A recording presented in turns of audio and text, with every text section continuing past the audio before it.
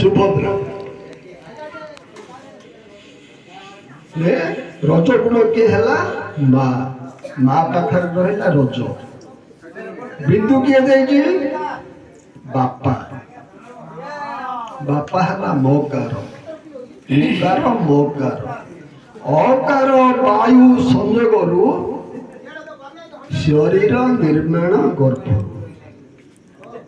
ଅକାର ଉକାର ମକାର ସତ ରଜ ତନ ତିନି ଗୁଣରୁ ଏ ଶରୀରଟି ଉତ୍ପନ୍ନ ହୋଇଛି କିପରି ବୁଝିଲେ ତ ମା ଆଉ ବାପା ଦୁଇଙ୍କର ମନ ରଜ ଆଉ ବୀର୍ଯ୍ୟ ଆଉ ପବନ ତିନି ଗୁଣରୁ ଏ ଶରୀରଟି ଉତ୍ପନ୍ନ ହୋଇଛି ତେବେ ମା 10 ମାସ କାଳ ଗର୍ଭରେ ଧାରଣ କରି କେତେ କଷ୍ଟ ସହି ଆମକୁ ଜନ୍ମ ଦେଲା ବୁକୁଚିରି କ୍ଷୀର ପାନ ଦେଲା ଖୁଆଇ ପିଇ ଆମକୁ ବଡ଼ କଲା ତେଣୁ ପ୍ରଥମେ ଆମର ଗୁରୁ କି ହେଲା ମାତା ପିତା ଗୁରୁ ତାଙ୍କୁ ପଦୁଟିଏ ନ କହି ଏଠି ଆସି ଗୁରୁ ଗୁରୁ ଗୁରୁ ହଜାରେ ମୁଣ୍ଡିଆ ମାରିଲେ କିଛି ପ୍ରୟୋଜନ ନାହିଁ ପ୍ରଥମରେ ହେଉଛି ମାତା ପିତା ଗୁରୁ ତେବେ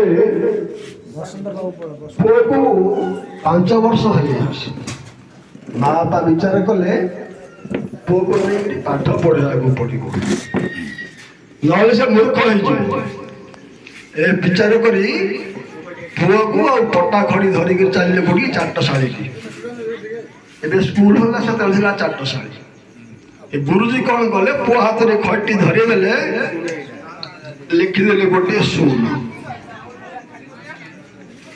ସିଆଡ଼େ ଆମେ ଯିବାନି ସିଆଡ଼େ ଗଲେ ରାତି ପାଇଯିବ ସରିବନି ଶୂନ ଆଡ଼େ ଗଲେ ତା ସମୟ ଆସିଲେ ପୁଣି କହିବେ ତାପରେ ଲେଖିଲେ କ'ଣ ସିଧି ରସ୍ତ ତାପରେ ପାଠ ପଢ଼ିଲେ କ'ଣ ହେଲା ପ୍ରଥମରେ ମାତା ପିତା ଗୁରୁ ଦୁଇରେ ଆସିଲା ବିଦ୍ୟା ଗୁରୁ ପାଠ ପଢ଼ିଲେ ବଡ଼ ହେଲେ ଧନ ସମ୍ପତ୍ତି କମାଇଲେ କୋଠା ବାଡ଼ି କଲେ କିନ୍ତୁ ଶାସ୍ତ୍ରରେ ଲେଖା ଅଛି ଧନ ଅର୍ଜୁନ ଧର୍ମ କରି ଧର୍ମେ ପ୍ରାପତ ନରହରି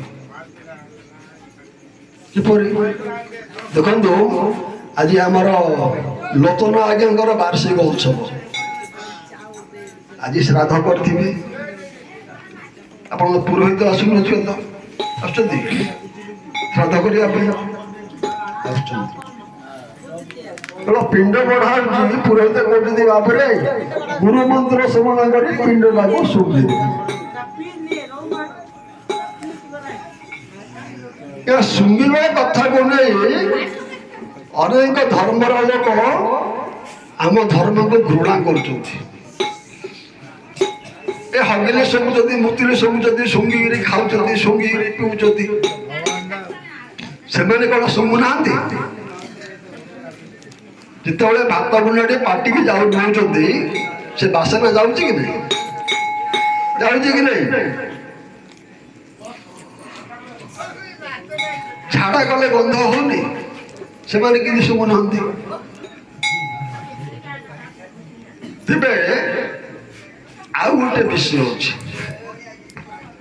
ସେ କାହିଁକି ଶୁଙ୍ଗିବା ପାଇଁ କହିଲେ ସେ ପୁରୋହିତ ମଧ୍ୟ ଜାଣିନାହାନ୍ତି ଦେଖନ୍ତୁ ବାପା ପଳେଇ ଗଲେ ଶାସ୍ତ୍ରରେ ଲେଖା ଅଛି ଏ ଜୀବ ଜୀବର ନିକଟେ ନେଇ ସଂଶୟୀ ଅନ୍ୟ ଘଟେ ଆଉ କେତେ ଲେଖା ଅଛି ଏକା ଶିବ ଅଛନ୍ତି କୋଟି କୋଟି ବ୍ରହ୍ମା ପ୍ରଳୟ ହେଇଗଲେ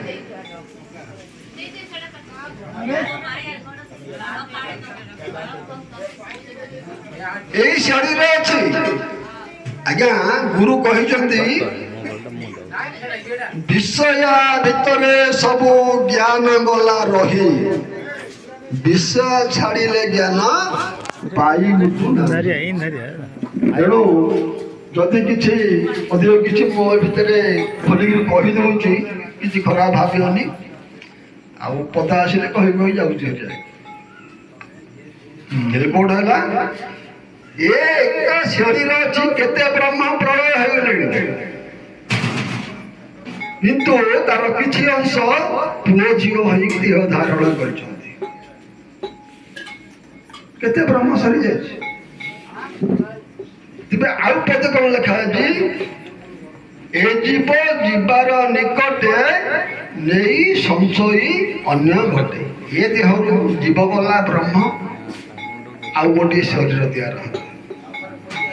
ଶାସ୍ତ୍ରରେ ଲେଖା ଅଛି ଏ ଜୀବ ଯିବାର ନିକଟେ ନେଇ ସଞ୍ଚୟୀ ଅନ୍ୟ ଘଟେ। ତେବେ ସେଇ ବାପା ମାଙ୍କର ଅଂଶ ଏ ଶରୀରରେ ଅଛି। ବାପାର ବେନ୍ଦରୁ ହାଡ଼ ମଜା ତିଆର ହେଇଛି। ମାର ରଜରୁ ରକ୍ତ ମାଂସର ଏ ଶରୀରରେ ଅଛି। ଆଉ ଦୁହିଁଙ୍କର ସଂଯୋଗ ଯୋଉ ମନ ପବନ ସେ ପବନ ଏ ଶରୀରରେ ଗତାଗତ କରୁଛି। ତେଣୁ ଆଉ ବାପା ମା ନାହାନ୍ତି। ଶାସ୍ତ୍ରରେ ଲେଖା ଅଛି ପୁଅ ଝିଅ ନାତି ବସିଣ ଭୁଞ୍ଜନ୍ତି ଏମାନେ ପିତୃଗଣ। ପୁଅ ହେଲା ବାପା, ନାତି ହେଲା ଗୋସେଇ ବାପା, ଅଣନାତି ହେଲା ପଡ଼ି ଗୋସେଇ ବାପା। ଏହି ପ୍ରକାର ଚାଲିଛି। ସେ ଆସିଥିଲା କୋଉଠୁ ସୁନ୍ଦର ଯୋଉ ସୁନ ବିଷୟ କହିଥିଲି ସେ ସମୟ ଆସିଲେ ଏବେ କହିବି। ସୁନ୍ଦର ଆସିଥିଲା ସୁନ୍ଦର ବେଶୀ ଅଛି। ତେବେ ଗୁରୁ କେତେ ହେଲେ? ହଁ ଗୁରୁ ପୁରୋହିତ କହିଲେ ଗୁରୁ ମନ୍ତ୍ର ସ୍ମରଣ କରି ପିଣ୍ଡଟାକୁ ଶୁଙ୍ଘିଲେ। କିନ୍ତୁ ଆମେ ପଚାରୁଛେ ଗୋସିଆପୁର ଗୁରୁ ମନ୍ତ୍ର କଣ? ଗୁରୁ ମନ୍ତ୍ର କଣ ତ ମୁଁ ଜାଣିନି। ପୁରୋହିତ କହୁଛନ୍ତି ଆରେ ମୂର୍ଖ ତୁ ଗୁରୁ କରିନ। ଶାସ୍ତ୍ରରେ ଲେଖା ଅଛି ପୁରା ଗୁରୁ ନ କଲା ଲୋକର ନ ଛୁଇଁବ ପାଣି ସେ ପାଣି ଟିକଟେ ଅମେଧ୍ୟ ତୁଲେ କରି। ଯାହା ଯାହା କର୍ଣ୍ଣ ଗୁରୁ ଡାକିକିରି ମନ୍ତ୍ର ଗ୍ରହଣ କରେ। କଣ କଲେ? କର୍ଣ୍ଣ ଗୁରୁ ଘରକୁ ଡାକି ଆଣିଲେ, ଛଞ୍ଚା ବସା ସବୁ ବାଢିଲେ। ଗୁରୁ କଣ କଲେ? ମୁଣ୍ଡରେ ଗୋଟେ ଚାଦର ଢାଙ୍କି ଦେଲେ। କଣ ଗୁଳୁ ଗୁଳୁ ହେଇକିରି ହରେ ରାମ କୃଷ୍ଣ ମହାମନ୍ତ୍ର ଶୁଣିଦେଲେ। କିନ୍ତୁ ତାର ତତ୍ଵ କହିଲେନି। ହରେ ରାମ କୃଷ୍ଣ ମନ୍ତ୍ର କଣ ସେ ତତ୍ଵ ବୁଝିବା ପାଇଁ ଆଜି ଆସିଛନ୍ତି ଆମର ପୂର୍ଣ୍ଣାନନ୍ଦ ଆଖଡ଼ାକୁ। ସଦଗୁରୁ ଯେବେ ମାରେ ବୈଠା ଅନ୍ଧାର ଘରେ ଜଳେ ବୈଠା। ପୂର୍ଣ୍ଣାନନ୍ଦ ଆଖଡ଼ାରେ ହିଁ ତାର ତତ୍ଵ ମିଳିପାରେ, ଆଉ ଗୋଟେ ମିଳିପାରେ। ତେବେ କେତେ ଗୁରୁ ହେଲେ? ମାତା ପିତା ଗୁରୁ, ବିଦ୍ୟା ଗୁରୁ, କର୍ଣ୍ଣ ଗୁରୁ, ତାପରେ ସଦଗୁରୁ ବା ଦୀକ୍ଷା ଗୁରୁ। ଏବେ ଗୋଟିଏ ଭଜନ ମୁଁ କହୁଛି। ଭଜନଟା ଯୋଉ ପର୍ଯ୍ୟନ୍ତ ଗଲା ଯେତିକି ସମୟ ଦେଲେ ସେତିକି ସମୟ କହିବି, ତାର ଅର୍ଥ ବୁଝିକିରି। ଭଜନ କହିଲେଣି ପକାୟ ସାରି